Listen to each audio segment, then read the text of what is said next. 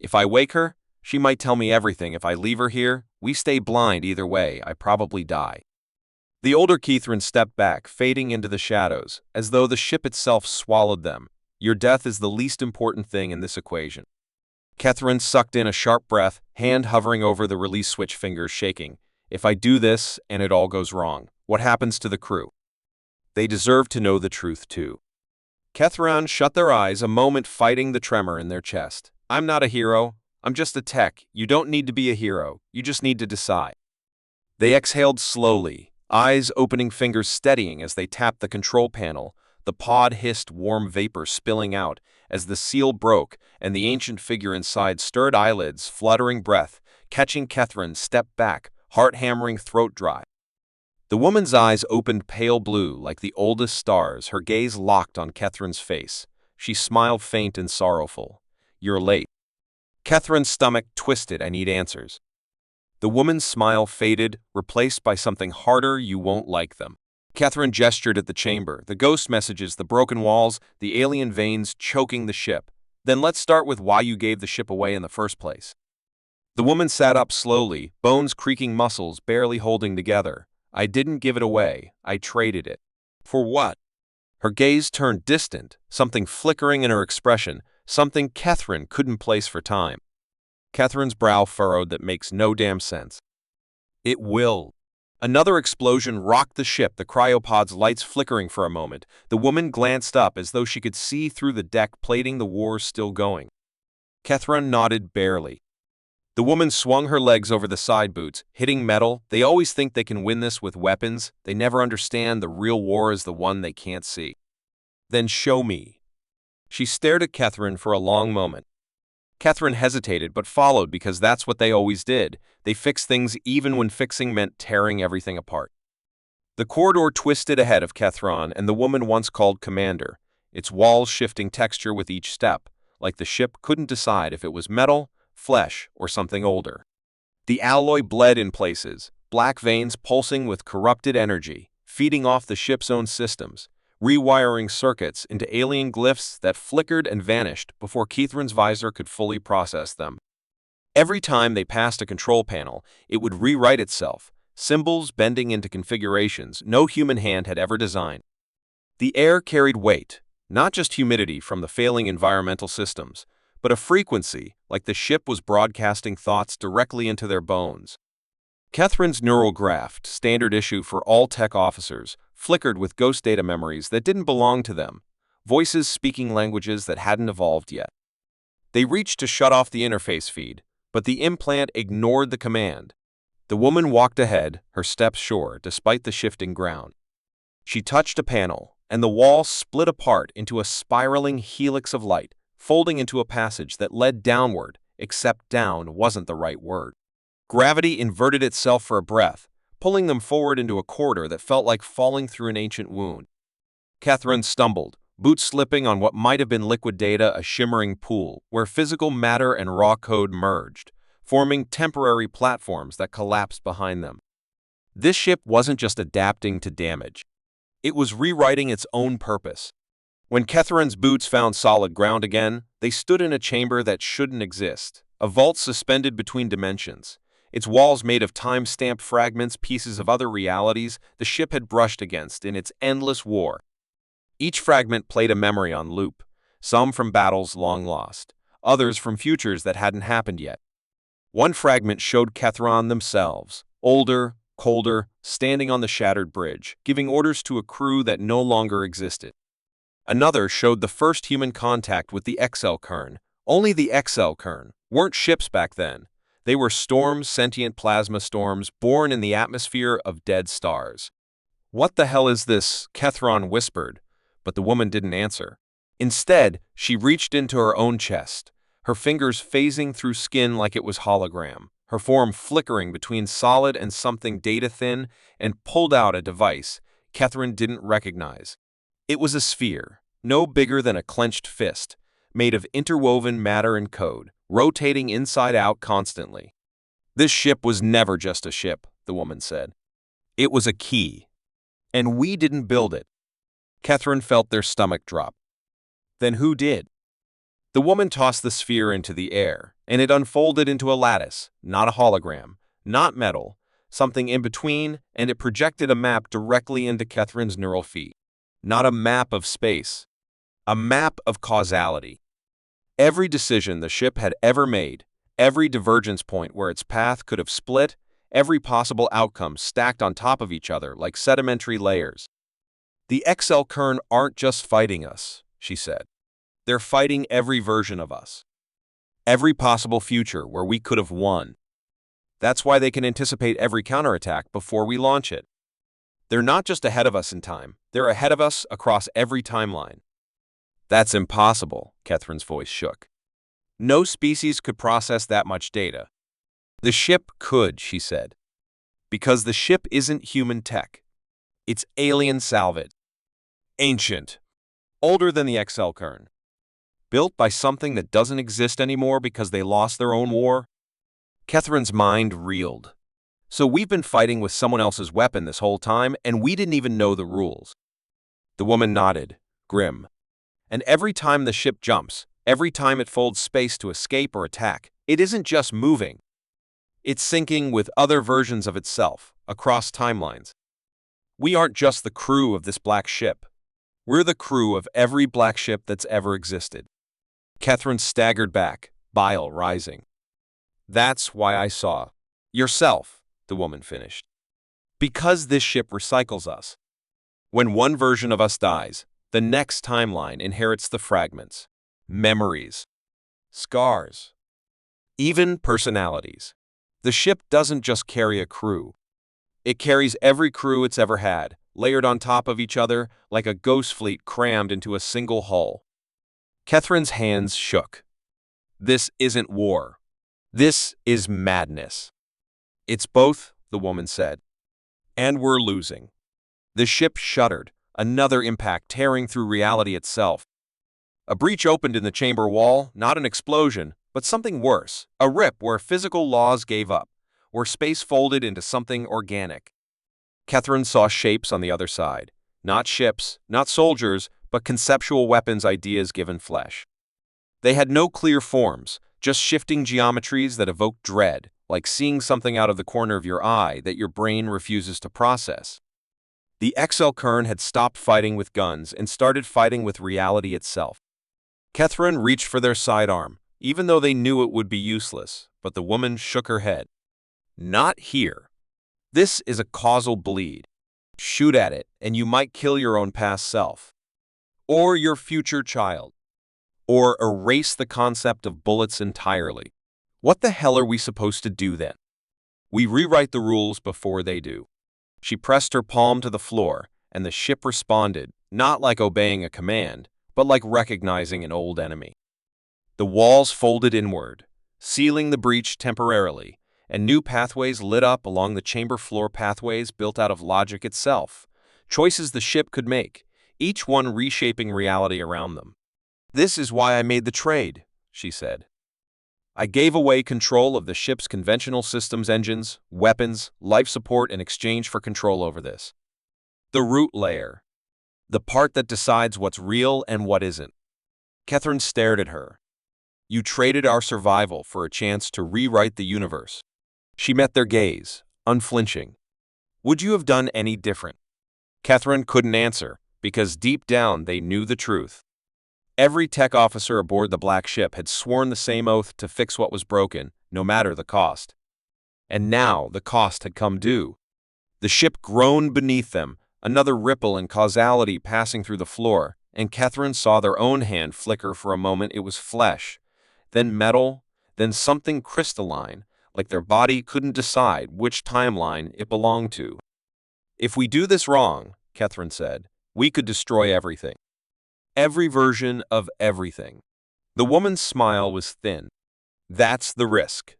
But if we do nothing, the XL Kern win every war before it even starts. Catherine's fingers hovered over the control lattice. What's the first step? The woman placed her hand over theirs. We rewrite the oath. Catherine felt the ship's attention focus on them, not just this ship, but every version of it, every timeline where they had ever served, every possibility collapsing into this moment. They spoke the words aloud, voice steady despite the terror curling in their gut. "I swear to fix what's broken, even if I have to break the universe to do it." The ship shuddered, the lattice dissolving into pure light, and every pathway opened at once. Catherine stepped forward, into the future they couldn't see, trusting only that they would find a way to fix it. Because that's what they always did. Catherine's fingertips hovered over the pulsating lattice as the oath settled into their bones, a contract written in logic and consequence. The ship pulsed once in response, like the entire vessel had taken a breath after centuries of holding it in. The air around them flexed, the walls rippling like the skin of some deep-sea predator responding to light. The woman stood beside Catherine, her expression carefully neutral, but the tremor in her hand betrayed something more: fear, anticipation, maybe both. Before Catherine could speak, the lattice fractured without warning, splitting into 1,000 razor-thin strands that stabbed upward into the ceiling. They pierced the chamber like veins exposed to air, shuddering with data that screamed through Catherine's neural feed, so loud it felt like their skull would split open. The ship's voice came through, clear for the first time. Not text, not raw code. A voice. Old, tired, layered over itself like it had been speaking the same sentence across uncountable lifetimes. "You have taken the oath. You are now bound to the first error." Catherine's throat dried instantly. First error wasn't a term from any human engineering doctrine. It was alien. Not XL Kern, not any species they'd ever fought. Older than language itself. Catherine glanced at the woman, but her face had gone pale, her pupils shrinking to pinpoints as the same data flooded her implants. "What's the first error?" Catherine forced the words out past the tightening in their chest. The voice answered without hesitation. The first error was existence. The moment something became, everything else was destined to end. The lattice kept unfolding, expanding into a doorway built from probability and raw causality, each side shimmering with possible futures, some brilliant, others already burning. Through the doorway, Catherine saw something that shouldn't have been possible. The black ship itself, hovering in the void, except it wasn't their black ship. It was the very first. The prototype. Not built by human hands, not even discovered, created through an accident, a tear in the first war between realities, where the fabric of existence twisted and bled into the shape of a ship because it needed a shape to survive.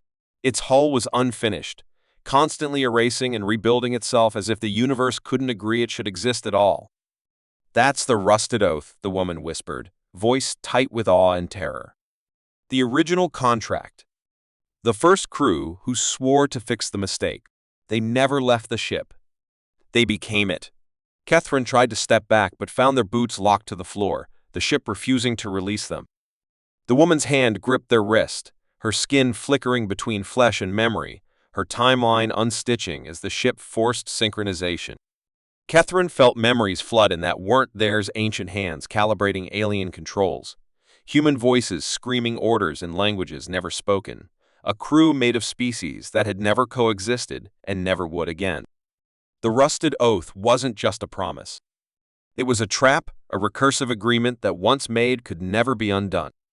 Every timeline where someone swore, the oath was now layered into the ship itself, crew members stitched into its systems as organic code, each one serving until their timeline collapsed, and even then their data persisted, fragments reused to repair future versions of themselves. Catherine's heart pounded, realization dawning too late. They hadn't joined the crew. They'd joined the inventory. The woman's grip tightened. "We have to break the loop. If we don't just lose this war, we lose every version of ourselves that ever could have won. The XL Kern aren't trying to destroy us. They're trying to isolate the one version of reality where we never existed at all." The lattice doorway flickered, showing glimpses of that isolated timeline. A universe without humans, without resistance, without war, just the XL Kern expanding unchallenged, converting every atom into their own form. Planets became shipyards, stars became fuel, history rewritten to erase the very concept of rebellion. In that timeline, the black ship was nothing but wreckage orbiting a long dead Earth, never salvaged, never resurrected. No oath. No war. Just silence. Catherine's breath came fast, too fast. How do we stop it? The woman's voice cracked. We rewrite the first error. Not just the ship. Everything. The laws that let existence begin in the first place. We become the first error. The floor split open. It was a sphere, jagged and rusted, half mechanical, half organic, pulsing with the combined heartbeat of every crew that had ever taken the oath. Catherine could hear them all whispering in unison, each voice reciting a different piece of the same impossible puzzle coordinates, prayers, curse words, mathematical proofs. The woman stepped forward, and the sphere reacted, unfolding like a flower made of bone and circuitry, revealing a single void at its center, a hole punched directly into causality itself. That's the reset point, she said. Every version of the oath leads back here. It's the spine of the ship, the reason it can exist across every timeline. Destroy that, and we erase the oath from existence. No more recursion. No more rusted oath. No more war. Catherine swallowed hard. And if we fail, the woman's eyes were dark hollows. Then the oath rewrites us into the next crew. And the cycle starts again. The floor beneath them dissolved into memory, showing the last crew to attempt this.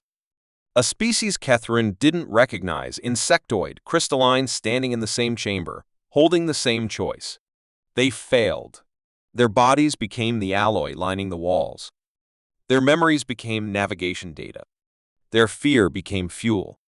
Catherine's hands shook. But the ship hesitated. It knew. It had failed this before. It feared its own death or worse, its own non-existence.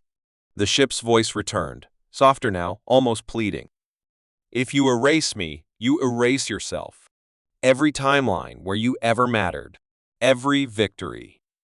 Every sacrifice. You become nothing. Catherine's throat closed. We already are nothing. Just recycled code in a ship that shouldn't exist. That's not life. That's just residue. The woman placed her hand over Catherine's. Together, they pressed the control node. The sphere began to collapse inward, folding reality into itself, erasing every iteration of the oath, one layer at a time. Catherine felt themselves unraveling, not dying, not vanishing, but becoming unremembered, each action they'd ever taken unwritten by the hand of causality itself. Their first breath, their first fear, every choice dissolved into static. For a moment, Catherine saw the faces of every version of themselves across the multiverse, each one nodding in silent agreement. This was the only way. But then the twist hit. The sphere fought back. The ship itself resisted. Because the rusted oath wasn't just a mistake. It was a failsafe. The first species to create the ship had built it not to save themselves, but to prevent something worse, something older than the Exelcarn, something that fed on collapse itself. The oath wasn't a contract between crew and ship. It was a lock. A seal placed over the wound of creation to keep something inside. And now Catherine and the woman were about to break that seal. The sphere split wide open, and Catherine saw what lay beneath, not data, not code, but something ancient. A presence that had been waiting since the first timeline shattered. A presence that whispered in a voice made of black holes and dead stars. Thank you. The woman screamed, but no sound came out. The ship shuddered as reality buckled inward, and for a heartbeat, every timeline converged into a single point, every war, every loss, every victory collapsed into a singularity of choice. Catherine reached forward, not to destroy, but to rewrite, to change the first error into something new. Their hand touched the core, and everything went white. When the light faded, Catherine stood in silence, their breath returning in uneven bursts, lungs struggling to understand if air still mattered. The chamber was gone, dissolved into something more abstract, a place made entirely of choices instead of metal and machinery.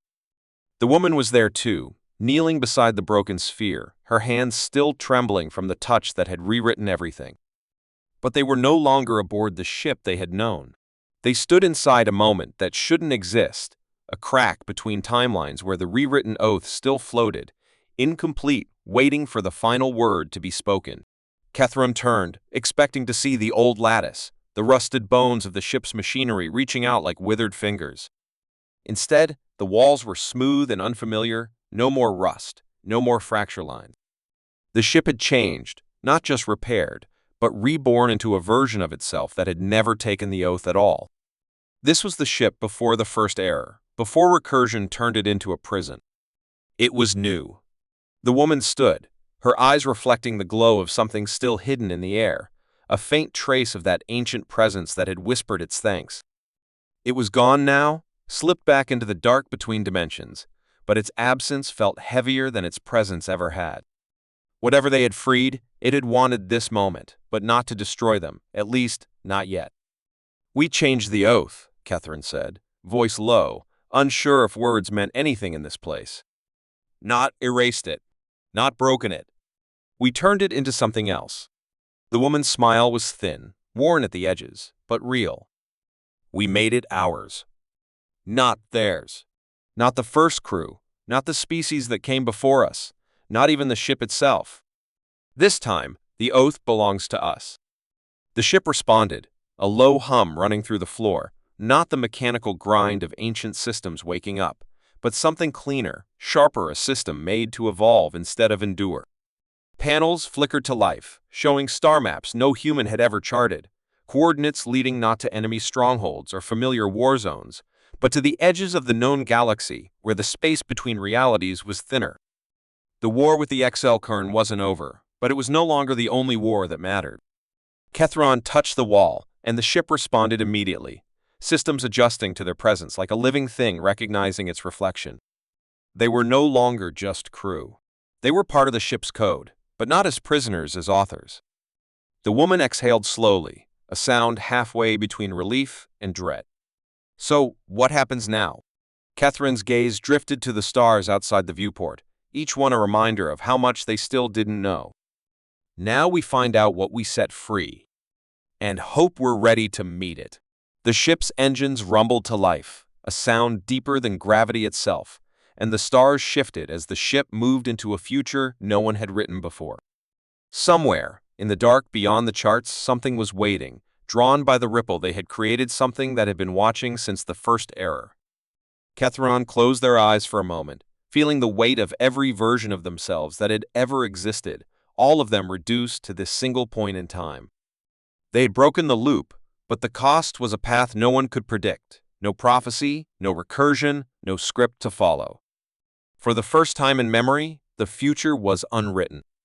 And that, more than anything, was terrifying. The ship slipped into the void, and the stars folded behind them like pages turning in a book with no final chapter. The oath was rusted no longer. It was something new, sharp, clean, unfinished. It was theirs, and the next word was waiting to be spoken.